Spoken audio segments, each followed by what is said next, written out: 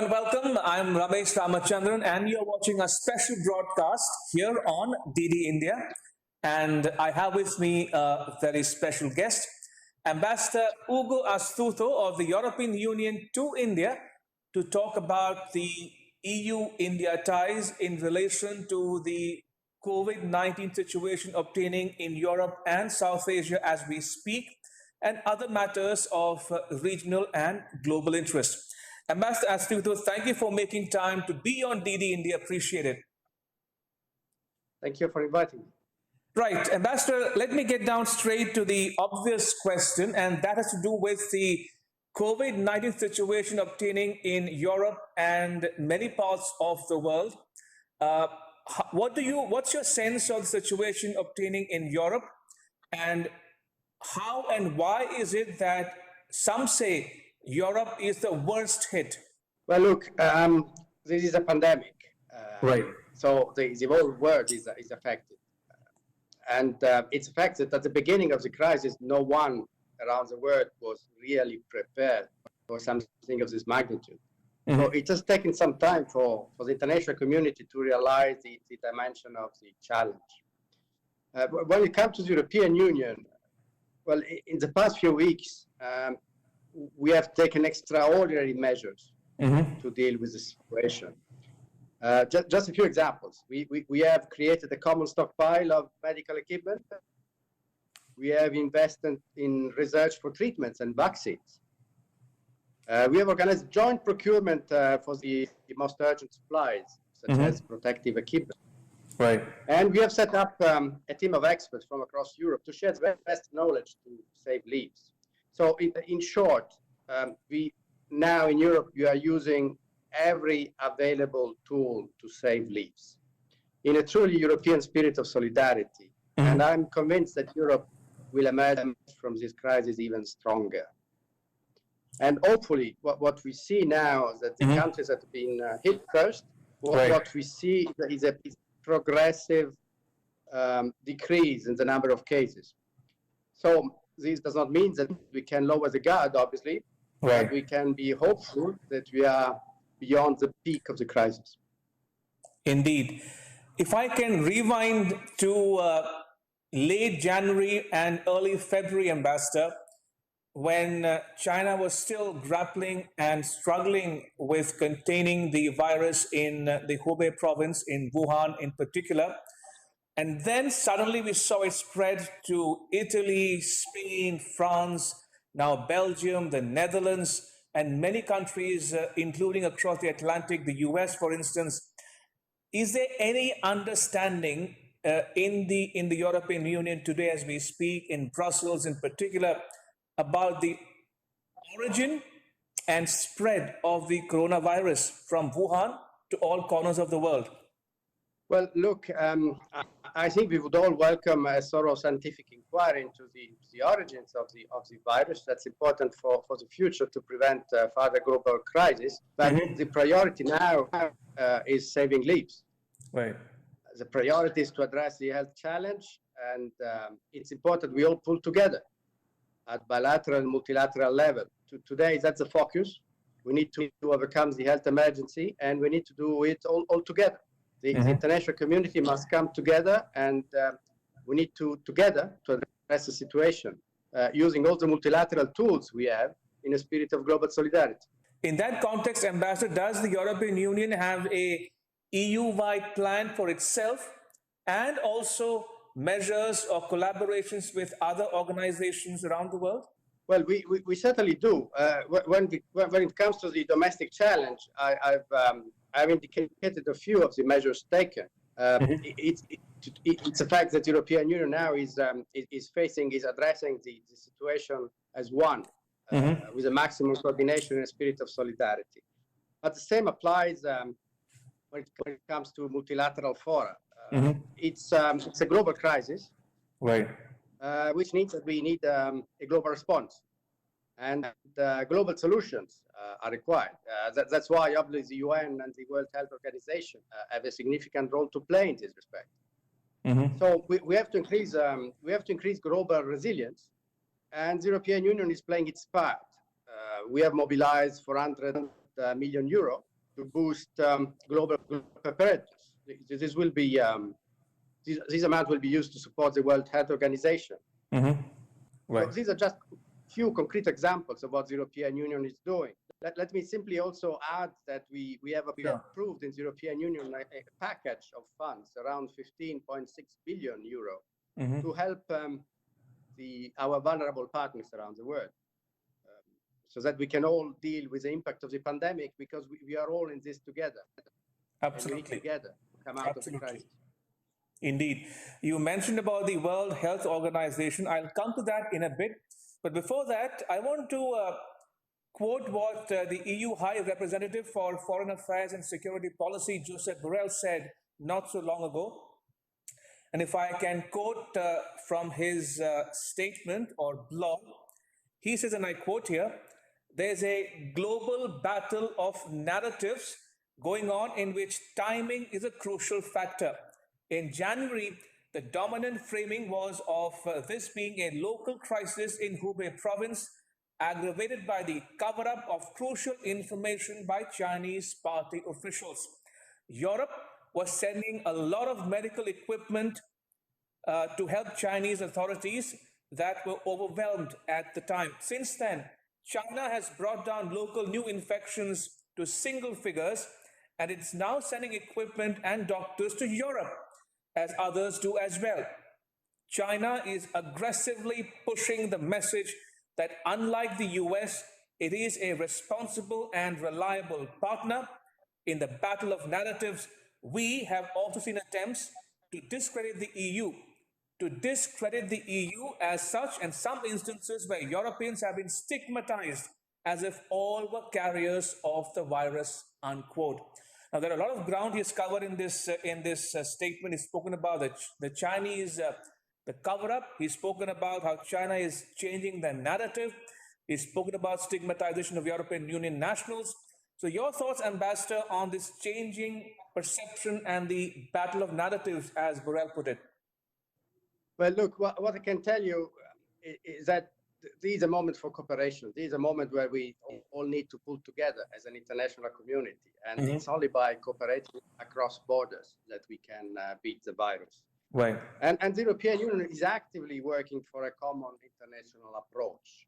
We want to fight the pandemic together, and we want to assist the most vulnerable members of the international community.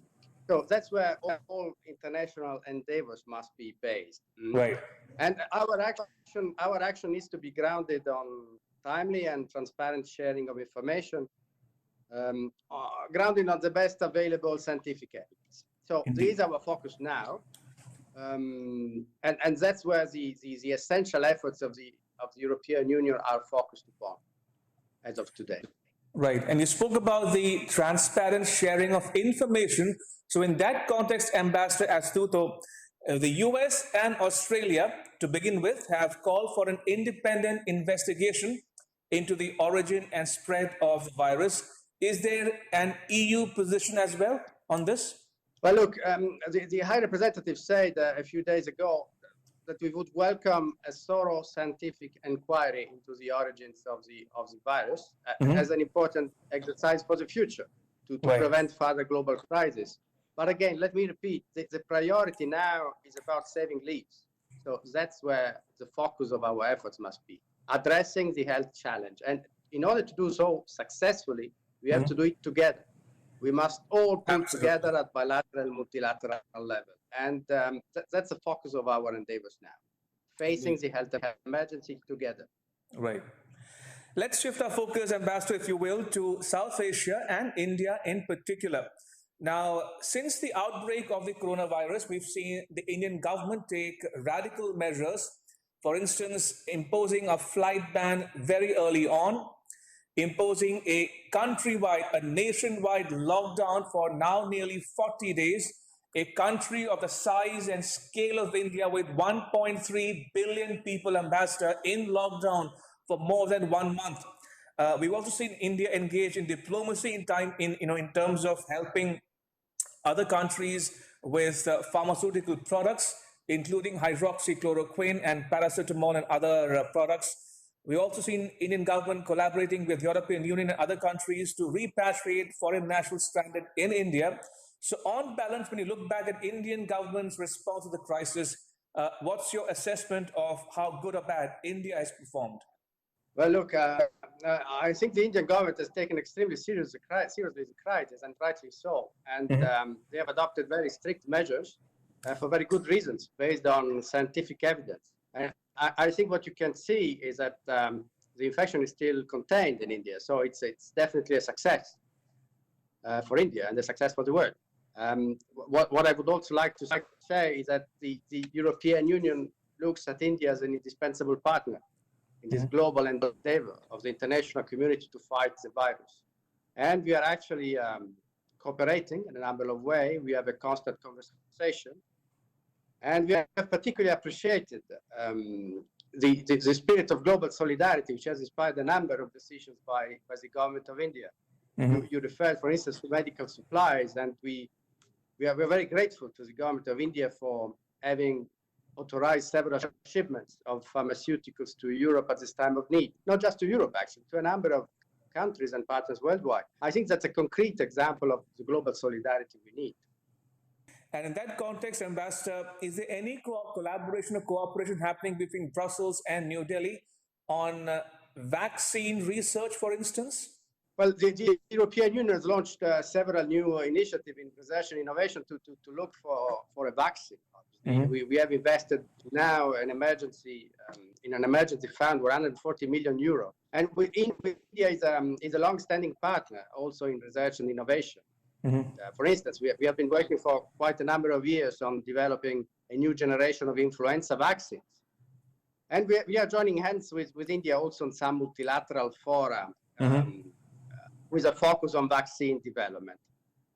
So as the European Union, India is also stepping up its efforts on finding a vaccine for COVID-19. And what I can say is that we will certainly look at all possibilities for further developing our partnership also in this respect.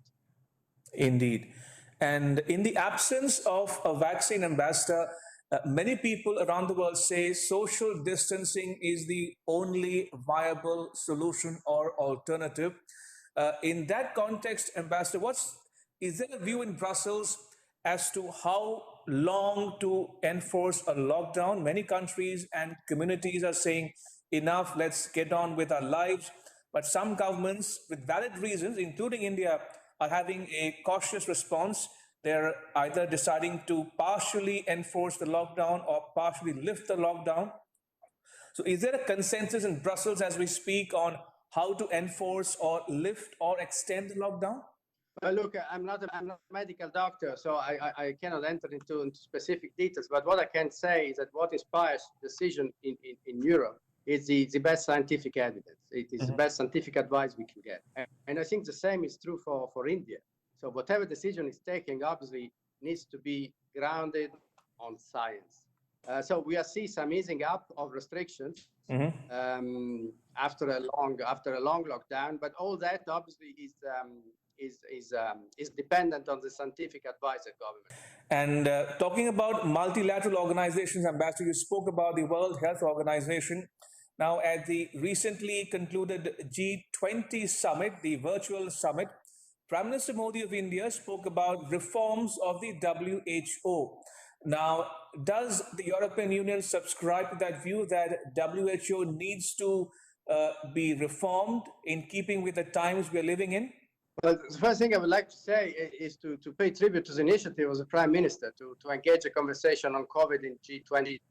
I think it was very timely, and it's something that the European Union totally subscribes to. We need to mobilize all international tools at our disposal, all multilateral tools we have to fight the virus. On WHO, I think that in order to engage in a global response, we clearly have to use the instruments we have. And the UN and WHO are particularly relevant in this respect. We can also engage on discussion about the future, but at this stage, obviously, the focus is on the health emergency. We need to save lives, so that's where we are concentrating now. Right. I want to take you back to the domestic situation obtaining in the EU, Ambassador, and we saw some dissonance between Italy and Brussels, Italy and the EU in the initial stages about how Italian leaders felt that EU was not helping them enough in terms of medical facilities, in terms of funding. So have Italy and EU overcome those initial setbacks and now collaborating and working firmly together hand in hand with other countries included?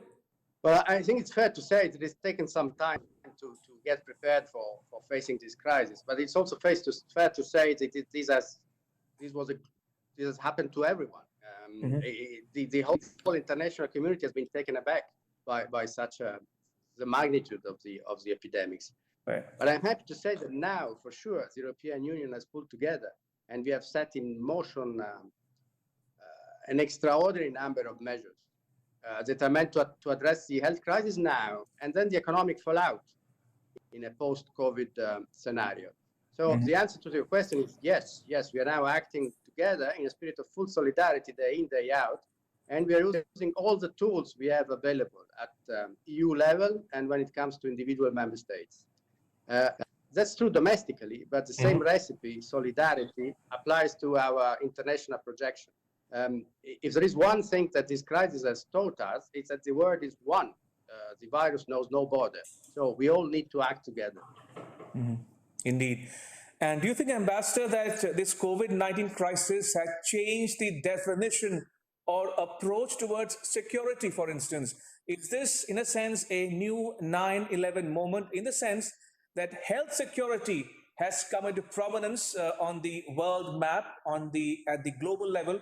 As Mr. Borrell said not too long ago, that health security must be a priority for the EU and other countries as well. So is health security front and center of the global narrative today as we speak?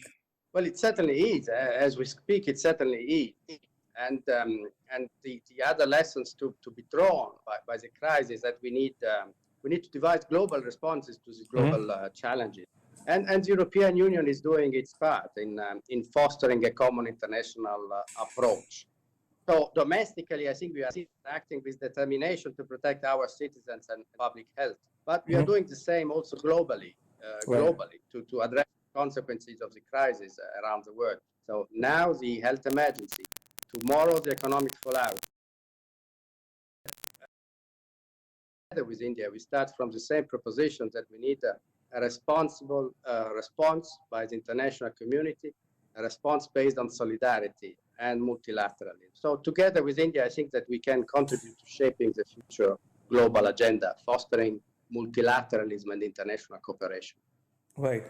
Ambassador, I want you to look ahead now and look into the crystal ball, so to speak, and tell our viewers what a post-corona world order might look like and the EU's and India's role in the post-corona new world order.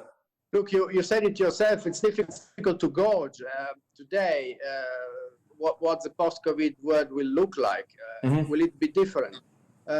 Certainly there are lessons to be learned. And from the perspective of the European Union, lesson number one is about the need for global solidarity, about the need for multilateralism, about fostering international cooperation.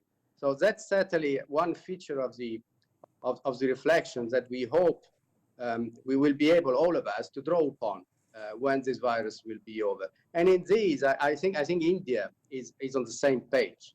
And the actions of the government of India so far have demonstrated to be steered by the spirit of global solidarity. You spoke about the lessons learned, Ambassador, and first lesson is the increasing reliance or salience of multilateralism in the world order.